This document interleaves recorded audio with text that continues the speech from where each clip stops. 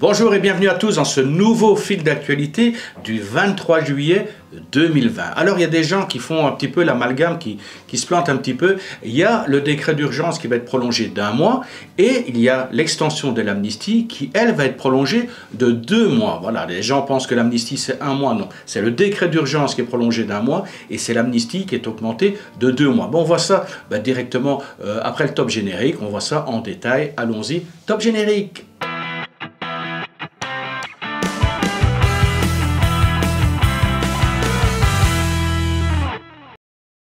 Alors la bonne nouvelle, je viens de l'annoncer, c'est effectivement l'extension de cette amnistie jusqu'au 26 septembre. Là, les gens craignaient un petit peu. C'est vrai qu'il y a eu les fameuses rumeurs en disant attention, 31 juillet, c'est tout le monde dehors. Les ambassades déjà qui disaient on vous fera plus de papier. Certains agents de l'immigration qui disaient allez, 31 juillet, c'est fini. Vous serez à ce moment-là séjour illégal, enfin la totale. Et puis bon, depuis quelques jours, il y a quand même certains éléments qui laissaient penser qu'on pouvait espérer cette fameuse prolongation de l'amnistie. Et ça s'est confirmé par le porte-parole du gouvernement. Il y a d'abord les médias qui en ont parlé, le porte-parole du gouvernement. On attend l'annonce officielle à la Gazette Royale dans les jours à venir. Bon, en tout cas, c'est sûr et certain, on est tranquille. Enfin, les gens qui sont bloqués en Thaïlande sont tranquilles jusqu'au 26 septembre. Mais bon, ça ne veut pas dire qu'il faut attendre fin septembre pour commencer à essayer de trouver un vol d'avion. En fait, s'ils laissent 2 mois actuellement, c'est pour vraiment essayer d'étaler le départ des personnes bloquées sur les 2 mois à venir, que chacun trouve son vol, qu'il n'y ait pas d'affluence directement dans les aéroports. Voilà. Donc ne vous y prenez pas au dernier moment et surtout n'espérez pas que le 26 septembre, il y aura encore une annonce en disant « ouais, on prolonge d'1 mois ou de 2 mois supplémentaires ». Il y a très peu de chances que ça se passe comme ça, sauf, et là ce serait vraiment le pire scénario qu'on puisse espérer, non, justement ne pas souhaiter, le pire scénario catastrophe, ce serait qu'il y ait de nouveau le retour de la pandémie avec annulation des vols commerciaux et fermeture des frontières mondiales. Donc là, ce serait vraiment une catastrophe. Mais donc, il faut rester optimiste et vraiment se dire que là, vous avez jusqu'au 26 septembre pour rentrer.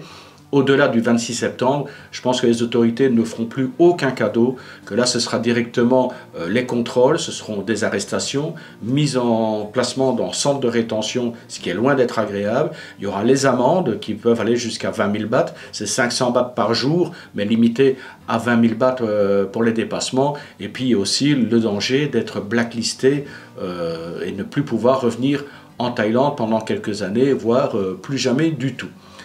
Ceux qui sont le plus embêtés dans cette histoire, ceux qui sont véritablement le cul entre deux chaises, comme je le dis régulièrement, ce sont les personnes qui sont en attente de visa et qui ont besoin de passer les frontières des pays limitrophes, d'aller au Laos, au Myanmar, en Malaisie plutôt, à Singapour ou ailleurs, enfin bref, d'aller dans les services consulaires d'une ambassade thaïlandaise d'un pays limitrophe afin de faire les démarches en vue de l'obtention d'un visa. Donc pour l'instant, les frontières sont fermées, ils sont considérés comme personnes bloquées en quelque sorte. Ça veut dire que s'il n'y a pas d'ouverture de frontières d'ici le 26 septembre, ils vont devoir prendre un billet d'avion et rentrer au pays. C'est pas non plus, il y a des gens qui ont déjà vendu tout ce qu'ils avaient, ils n'ont plus de logement, il n'y a plus rien, donc ce serait un petit peu la galère de rentrer au pays. On peut espérer que s'il n'y a pas ouverture des frontières, qu'à ce moment-là, les services de l'immigration vont mettre en place des mesures exceptionnelles permettant de faire les démarches qui auraient dû être faites dans les services consulaires à l'extérieur, que ça puisse se faire directement en Thaïlande. On peut le souhaiter, espérons qu'il y aura des nouvelles sous peu, d'ici quelques jours ou d'ici quelques semaines. Alors la deuxième nouvelle, j'en parlais, c'est le décret d'urgence, le fameux décret d'urgence que l'opposition au gouvernement met en avant en disant « oh, ça nous empêche de manifester ». En fait, ce décret d'urgence permet au gouvernement de prendre des mesures rapides, efficaces, sans devoir passer par toutes les structures habituelles. Je prends un exemple très simple, par exemple en France, il n'y a pas de décret d'urgence. Il n'y a pas d'urgence, voilà, décret d'urgence, et à ce moment-là, la France dit, voilà, à partir du 1er août, quand le décret va passer, donc ça met une quinzaine de jours, à ce moment-là, le port du masque sera obligatoire. Mais les ministres disent quand même, attendez, vous savez maintenant que le masque est quand même une nécessité dans les lieux publics pour éviter la propagation du virus, donc n'attendez pas le décret dans 15 jours, pour mettre votre masque, parce qu'en 15 jours, il peut y avoir des pics de contamination, et vous mettez également votre vie en danger et la vie des autres en danger, donc mettez ce masque. En Thaïlande, ils ont mis le décret d'urgence en place, ça veut dire qu'ils ne doivent pas attendre qu'il y ait des signatures et des paperasseries. Ils disent voilà, à partir de maintenant ou à partir de minuit ou à partir de demain matin, c'est port du masque obligatoire pour tout le monde. C'est ce qu'ils ont fait au début de la pandémie, pour le gel, pour les masques, pour l'application qui permet de vérifier dans quel magasin vous vous trouvez, à quel moment vous entrez, à quel moment vous sortez. Enfin voilà, des mesures qui ont été mises directement en place. Ça leur permet de dire voilà, directement, on met ça en place sans attendre des passages par les gazettes royales ou par le Parlement, enfin une perte de temps de toute façon. Mais il y a le fameux article numéro 9 qui dit qu'également, donc il y avait le couvre-feu, donc là ils ont annulé le couvre-feu, il n'y a plus de problème de couvre-feu, et il y a l'article 9 qui dit également qu'il y a interdiction de rassemblement. Et là, l'opposition politique dit on ne veut pas, parce que normalement le décret d'urgence se termine le 31 juillet, et ils ne veulent pas qu'il y ait une prolongation, ils estiment qu'il n'y a pas nécessité de le faire, parce qu'en fait, d'après eux, c'est un outil utilisé par le gouvernement pour museler l'opposition et pour empêcher les manifestations qui sont hostiles au gouvernement. D'ailleurs, il y a eu des manifestations, pour ceux qui ont suivi, dernièrement, à Bangkok, à Chiang Mai, à Ubon. Et là, les gens disent, ce sont des jeunes, des universitaires, et des gens disent, on en a marre, on veut que le gouvernement démissionne, on veut une dissolution du Parlement, et on veut également une abrogation partielle de la Constitution. Voilà, la Thaïlande se protège, met déjà des mesures en place pour se protéger d'une hypothétique seconde venue du Covid, et donc continue à mettre ce décret d'urgence en place, mais en abrogeant l'article 9, ça veut dire que tout le monde a le droit de manifester. Alors, ouverture des frontières, ça y est, il y a un peu plus de personnes qui peuvent rentrer en Thaïlande, c'était limité à certaines catégories. Par contre, je ne comprends pas, les visas retraités ne sont toujours pas inclus dans les catégories des personnes qui peuvent rentrer. Donc par rapport aux étrangers, ce qui vous intéresse principalement, ce sont les personnes pouvant rentrer, c'est ceux qui sont dans le cadre d'un visa médical. C'est également les personnes qui sont officiellement mariées avec une Thaïlandaise ou des personnes, des étrangers, qui sont inscrits sur un acte de naissance et avec l'enfant qui réside en Thaïlande. Donc ces personnes ont le droit de revenir en Thaïlande. Donc là, ils augmentent un petit peu les personnes, les catégories des personnes qui peuvent rentrer en Thaïlande. Là maintenant, ils ont rajouté les visas élites. Les visas élites, c'est à peu près 7200 personnes qui sont concernées. Pour ceux qui ne savent pas, le visa élite, en fait, c'est un visa touristique VIP. Ce sont des visas touristiques qu'on prend pour des périodes de 5 ans, 10, 15 ou 20 ans. Ça va par période de 5 ans et ce visa coûte 500 000 bahts. Donc si vous prenez pour 20 ans, ça fait 2 millions. Ça vous permet de rester, donc d'avoir ce visa VIP avec certains avantages au niveau du passage des aéroports, dans les clubs de golf, dans certains hôtels, enfin voilà.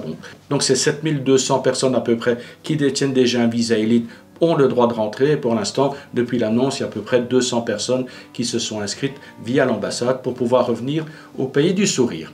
D'autres personnes qui peuvent rentrer, ce sont les travailleurs immigrés, ce sont les travailleurs qui viennent de 4 pays limitrophes de la Thaïlande. Il y a entre autres le Cambodge, le Laos et le Vietnam. Le quatrième, je ne me rappelle plus très bien, peut-être la Malaisie. Donc il y a 4 pays, des étrangers de 4 pays limitrophes qui ont le droit de rentrer. Il y en a déjà à peu près 62 000 qui sont en attente, qui ont déjà le visa et le permis de travail, mais qui sont bloqués à la frontière, donc ils vont pouvoir rentrer. Et il y a également, ils ont besoin de 40 000 personnes supplémentaires qui, eux, feront à ce moment-là les démarches de visa et de permis de travail, sachant que toutes ces personnes devront passer par la mise en quarantaine obligatoire, et que ce sont 2 secteurs principaux qui vont engager pour l'instant, qui engagent ces personnes pour relancer un petit peu la dynamique. C'est le secteur du bâtiment et c'est le secteur de l'exportation. Alors une autre catégorie de gens qui peuvent dorénavant rentrer en Thaïlande maintenant, ce sont les exposants, ceux qui doivent participer à des foires. Ça concerne à peu près 6000 personnes qui ont besoin de venir pour animer des foires entre septembre et décembre. Alors on termine par un chiffre assez surprenant.